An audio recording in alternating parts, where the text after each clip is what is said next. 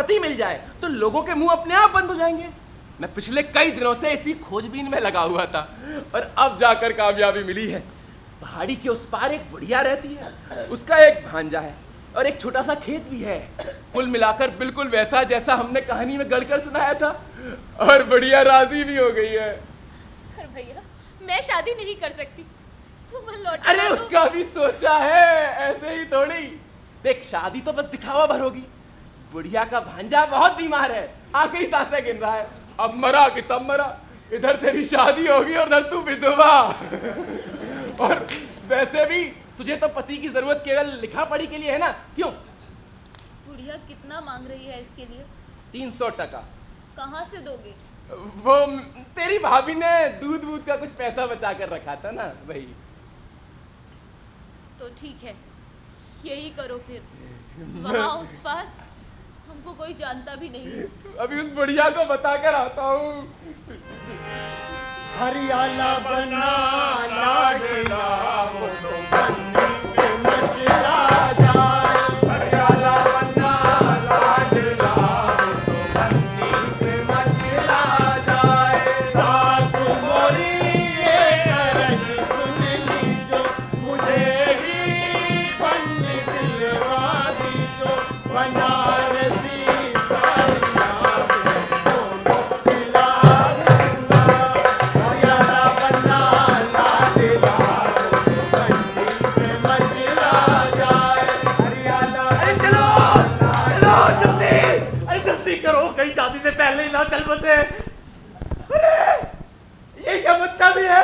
ये बात पहले तो तुमने बताई नहीं थी भाई। अरे दूल्हे का ये हाल है, क्या फर्क पड़ता है बच्चा हो या ना हो?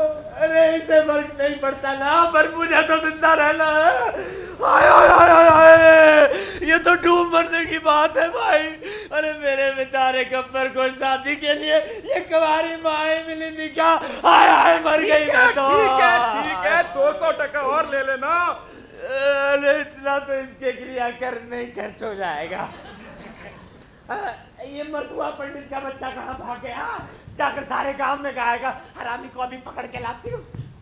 लेकिन देखो ये बच्चे पर किसी की नजर ना पड़े। किसी अच्छे पुरोहित को क्यों नहीं बुलवाया? अरे ये पंडित भी अच्छा है, बस गलती मुझसे ये हो गई, आधी दक्षिणा मैंने पहले दे दी, नामाकुल सीधा ताड़ी खाने पहुंच गया होगा।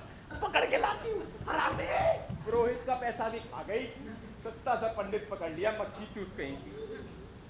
भैया सुमन लौटेगा तो उसे मेरे पास भेज दोगे ना? हाँ जरूर, एक नजर देखोगी इसे?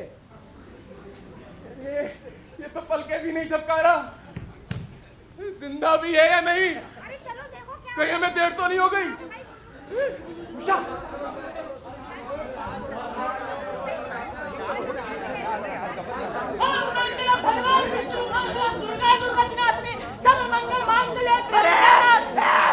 तुम लोग, हम लोग बेचारे गब्बर की शव यात्रा में शरीक होने आए हैं। अच्छा अच्छा अच्छा, माफ कीजिए, आप लोगों को ना जरा इंतजार करना पड़ेगा। असल में बात ये है कि मेरी बहू, अरे अपने गब्बर की दुल्हन अचानक शहर से आ गई है, तो अब दोनों के विवाह की रस्में तो पूरी करनी ही है, तो जरा समय दीजिए हमें, है पंडित जी। ओम त्र्यंबकम यजामहे सुगंधिम पुष्टिवर्धनम उर्वारुकमेव बंधनात् मृत्योर्मुक्ष्यमामृतात्।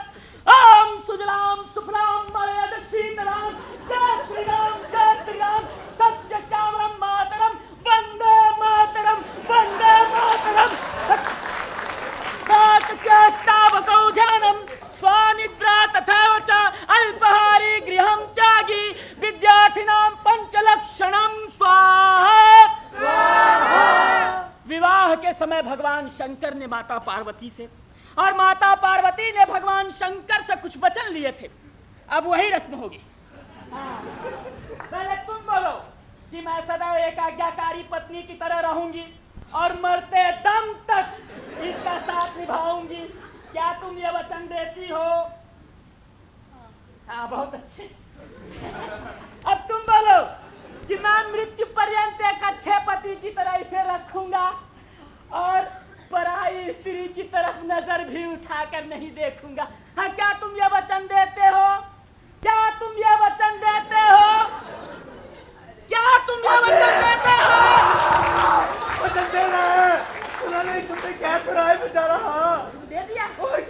तो बस विवाह संपन्न। लाओ दक्षिणा दो मेरी, और कहो तो मरने की रस्म भी अभी पूरी कर दी जाए। नहीं जी नहीं, बस बस शादी में ही बहुत खर्चा हो गया है। आइए, आपने कितने के? 600? नहीं 500। अच्छा उषा, अब मैं यहाँ से चलता हूँ। यहाँ मेहमानों के बीच में ज्यादा देर रुकना ठीक नहीं है, लेकिन अब तुम हमारे घर पर आओगी तो तुम्हें पूरी इज्जत मिलेगी। और अब अगर बसंती ने कुछ कहा ना तो मैं बिगड़ जाऊंगा। अच्छा चलता हूँ। अरे ये बच्चा कहाँ से आ गया? बच्चा कहाँ है? बच्चा मुझे तो नहीं दिखाई दे रहा, ना ही तुझे दिखाई दे रहा है। और अगर आगे कुछ बोला ना तो समझ लेना मुझे वो सब दिखाई देने लगेगा जो ताड़ी खाने में होता है, समझा?